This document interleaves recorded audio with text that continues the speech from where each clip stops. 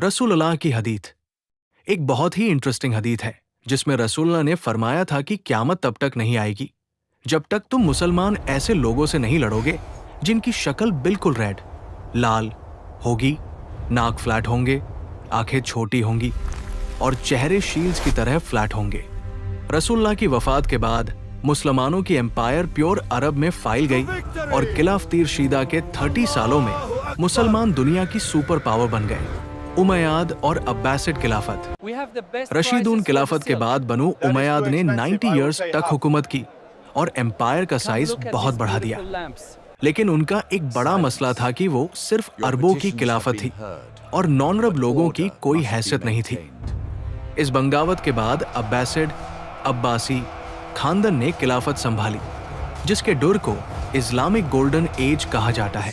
उन्होंने बगदाद में house of wisdom बनाया, जहां दुनिया भर के इंटेलेक्चुअल्स और साइंटिस्ट्स जामा होते थे। इसी डुर में अल ख्वारिजमी ने अलजेब्रा इंट्रोड्यूस किया और 1001 नाइट्स, अलादीन, अली बाबा जैसी मशहूर कहानियां लिखी गई। जवाल, डिक्लाइन और क्रूसेड्स। वक्त के साथ अब्बासिड खिलाफत कमजोर होने लगी। टर्कों की सेल्जुक फौज इतनी स्ट्रॉन्ग हो गई कि सारा कंट्रोल उनके हाथ में चला गया और खलीफा सिर्फ नाम का रह गया। एम्पायर छोटे हिस्सों में डिवाइड हो गई, जिसका फायदा उठाकर 1099 में यूरोपियन क्रूसेडर्स ने जेरूसलम, पैलेस्टाइन पर कब्जा कर लिया और हजारों मुसलमानों का कत्लेआम किया। सलाहुद्दीन अय्यूबी और चंगेज खान का जुहूद। इसी सख्त डुर में इराक में सलाहुद्दीन अय्यूबी पैदा हुए, जिन्होंने आगे चलकर इजिप्ट के सुल्तान बनने के बाद मुसलमानों को यूनाइट किया। दूसरी तरफ मंगोलिया में तेमुजिन चंगेज खान पैदा हुआ। सलाहुद्दीन ने 1192 में जेरूसलम को वापस फतह किया, जबकि चंगेज खान ने मंगोलिया को यूनाइट करके एक बहुत बड़ी और जालिम एम्पायर खड़ी की। चंगेज खान का जुल्म और ख्वारिज्म की तबाही।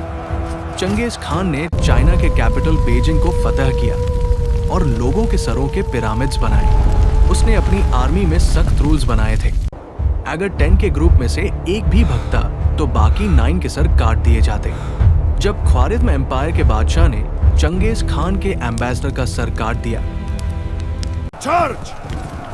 तो चंगेज खान ने 1 लाख की फौज के साथ हमला करके 18 लाख मुसलमानों को शहीद कर दिया।